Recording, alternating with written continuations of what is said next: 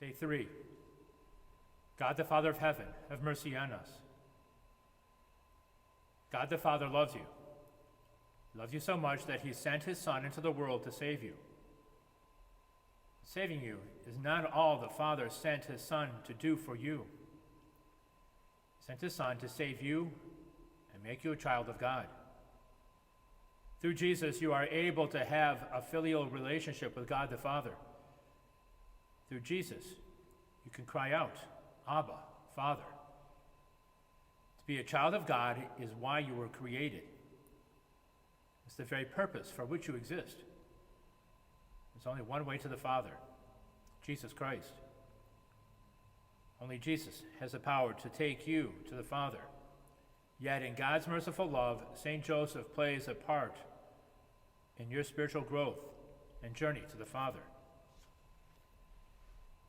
Consecration of St. Joseph will increase the presence of the Father in your life. We learn this truth from the life of Jesus himself. When the Heavenly Father sent his Son into the world to save us and make us his children, he selected one saint to represent him on earth, St. Joseph.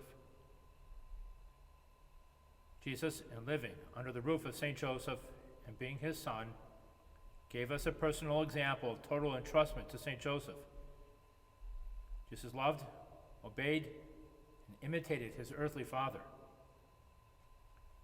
St. Joseph is the only man that Jesus ever called father. Jesus delighted in being known as the son of Joseph. We too should consider it an honor to be his children. If according to the plans of the Father, Jesus needed St. Joseph, how much more do we need him too?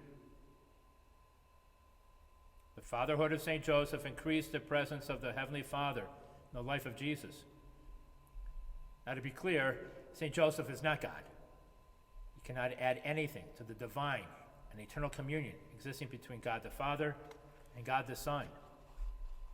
Nor can St. Joseph improve the ability of Jesus as a divine person to perpetually behold the presence of his Heavenly Father. Rather, St. Joseph was chosen to stand in the place of the Heavenly Father according to the demands of Jesus' human nature. God the Father doesn't have a human nature. Every time Jesus saw St. Joseph, heard him speak, watched him work, or witnessed his chaste love for Mary, the humanity of Jesus witnessed a perfect reflection of the Heavenly Father.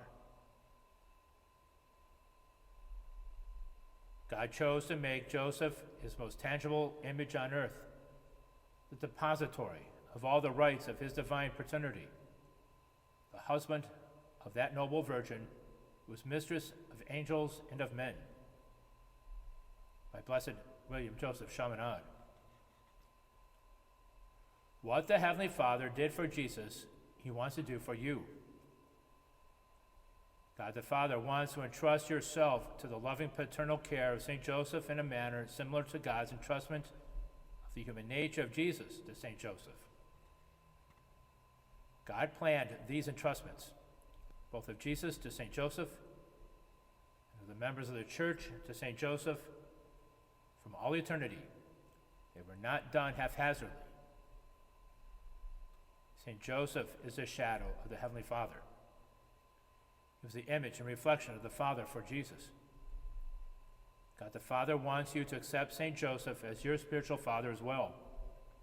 Jesus is the one in whom we see most perfectly the image of the mercy and love of his Heavenly Father. But Jesus also wants to share with us the one who was for him the earthly image of his heavenly